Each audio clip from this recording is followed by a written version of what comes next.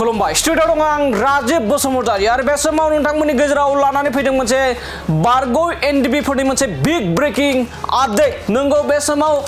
आथिखालनि बिटिआर नि गाहाय मावफुं सोद्रोमा प्रमद बर' लोगोसे बिटिआर हाग्रा बिफाननि मावफुं सोद्रोमा रनजित बसुमतारी लोगोसे बिटिआर नि लेङाइ गाहाय मावफुं सोद्रोमा गबिन्द चन्द्र बसुमतारी बिथाङा खोथा होदोंमोनदि सासेबो बारगौ एनडिबिफ्रा एबा जेलाव थानाय साफ्रोमबो बारगौ एनडिबिफोरखौ उदां अख्राङाव लाबोगोन 100% होनना बुंदों आरो बिटिआर सरकारनिफ्राय बेखौ नाजागासिनो दं होनना बुंनाय बायदिनो बेबाराव फिन आरोबाव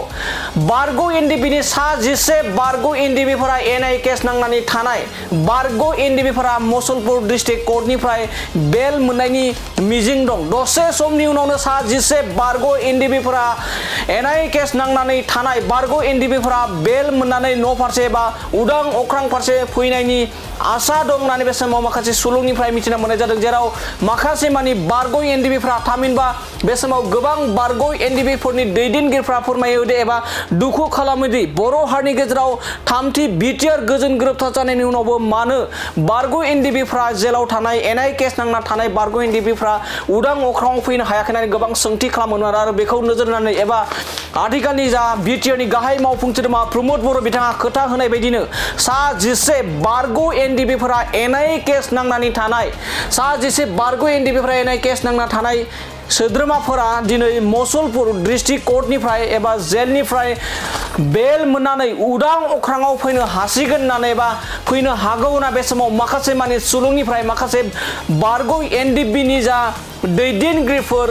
रुजुग्रा मोसाहारि लोगोसे गोबां बारगौ एनडिबिनि दैदेनगिरिफ्रा बेनि एबा जेलाव थानाय बारगौ एनडिबिफोरखौ उदां अख्राङाव लाबोनो थाखाय खामानि मावबाय थानाय समावनो बे समाव फिन आरोबाव मोनसे गोजोनथाव खौरां होनना बुंनांगोन, जेराव सा 11 बर' हारिनि थाखाय थैथां मावसोमनाय एबा बिग्रायनाय सा 11 बारगौ एनडिबिफोरा एनआइ केस नांनानै थानाय सोद्रोमाफोरा दिनै मुसलपुर डिस्ट्रिक्ट एबा मुसलपुर जिल्लानि जा कोर्ट बे कोर्टनिफ्राय बेल मोननायनि आसा दं होननानै बे समाव माखासे मानि सुलुंनिफ्राय आरो माखासे बारगौ एनडिबिनि दैदेनगिरि बिथांमोननिफ्राय जों रोखा फोरमायनायखौ एबा रोखा बाथ्राखौ मिथिना मोननाय जादों। दानिया फैदो बिदिब्ला बारगौ एनडिबिनि सा 11 जा एनआइ केस नांनानै थानाय बिथांमोना बेल जाय बिथांमोना बेल मोनगोन एबा बिथांमोननि मुङा मा बेखौ नोंथांमोननि गेजेराव जोङो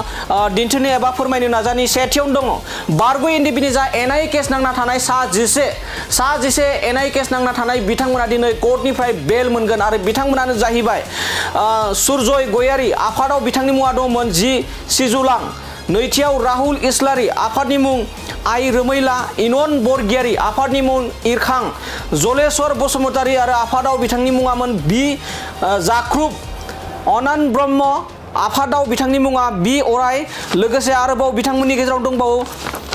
बिकुनास नार्जारी आरो बिथांनि आफादनि मुङा जाहैबाय बिरलांबाय लेंग्रा सोमखोर बसुमतारी आरो बिथांनि एबा बिथाङा आफादाव बिथांनि मुङामोन बि सिमां, लंकेश्वर बर'